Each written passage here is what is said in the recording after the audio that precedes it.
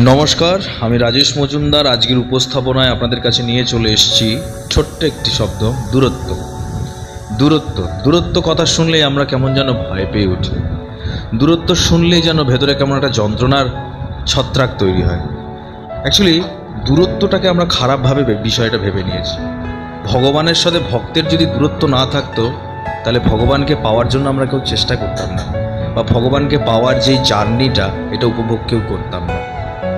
দূরত্ব কোনো ভালোবাসার মানুষের সাথে যদি তার সম্পর্কের মাঝে দূরত্ব না থাকে, তাহলে সেই সম্পর্কের মূল্যবোধটা হয়তো আমরা শিখতাম না। একটি মা একটি সন্তানকে 9টা মাস পেটে ধারণ করার পরে পৃথিবীতে নিয়ে আসে।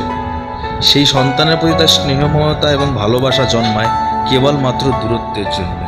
এই দূরত্বটাকেই তার ভেতরে মায়া, মমতা এবং ভালোবাসার সৃষ্টি করে।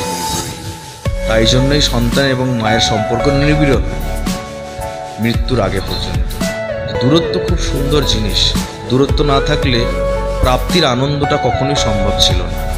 আজকে ছোট্ট উপস্থাপনায় দূরত্বটাকে তুলে ধরার পেছনে একটিই কারণ, আজকালকার জেনারেশন দূরত্বটাকে খুব খারাপভাবে নিচ্ছে এবং দূরত্বের ফলে নিজের জীবন থেকে সে দূরত্ব তৈরি করছে।